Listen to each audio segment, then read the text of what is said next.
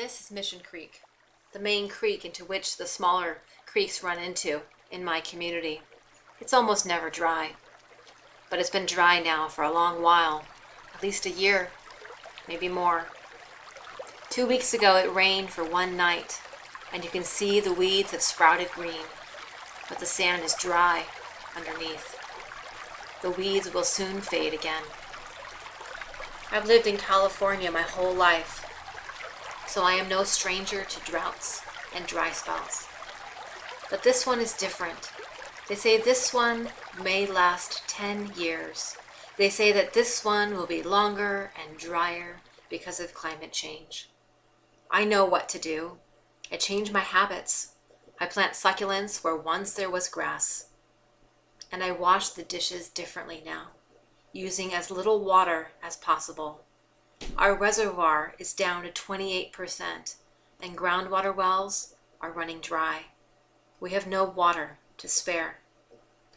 This is the background against which the Santa Barbara Water Guardians launched their campaign to ban fracking. Fracking, acidization, and steam injection.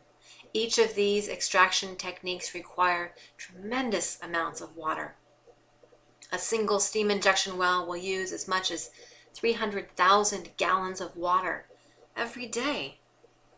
So this campaign is about water and our right as citizens to have access to clean, safe water for human and agricultural use. We can't drink oil and we can't grow food with polluted aquifers. So this story is about water and our fight to keep it clean, safe, and available to all in our community. 18 months ago, I received an email from a friend inviting me to join her in forming an action team on climate change and global warming. This powerful, inspiring woman wanted to harness our shared concerns into productive action on a local level. I was intrigued, but I didn't think I had the time. I was up to my ears in commitments.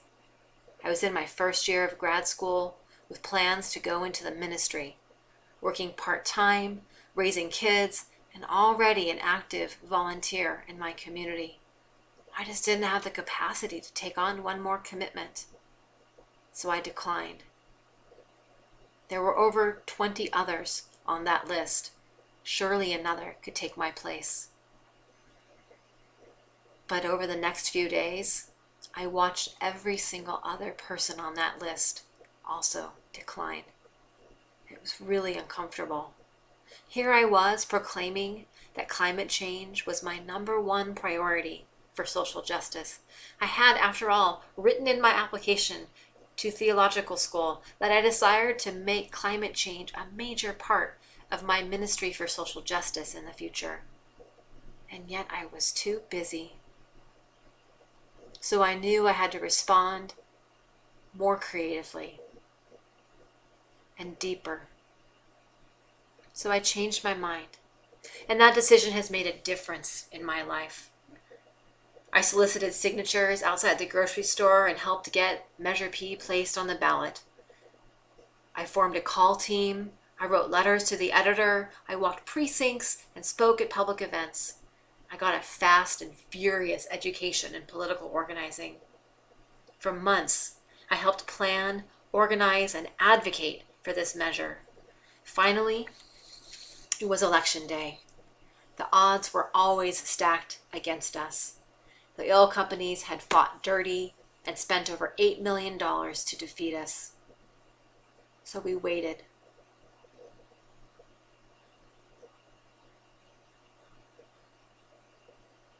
I wish I could tell you that we won, or really wanted to win.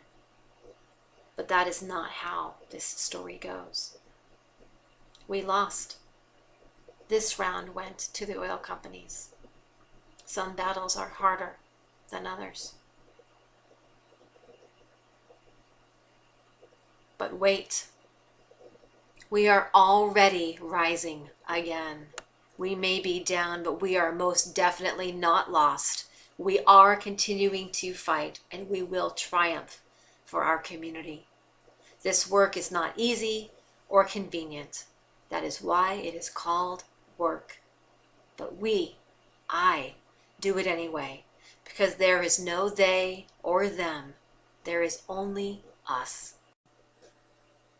So I will leave you with this from Marge Piercy.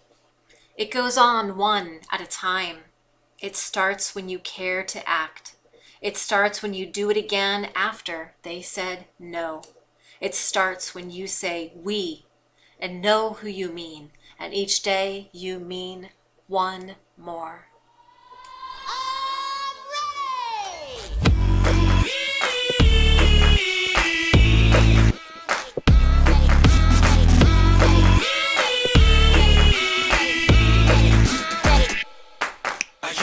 You're feeling good, you're feeling right. Across the floor and I'm already losing my mind. You're a troublemaker, troublemaker.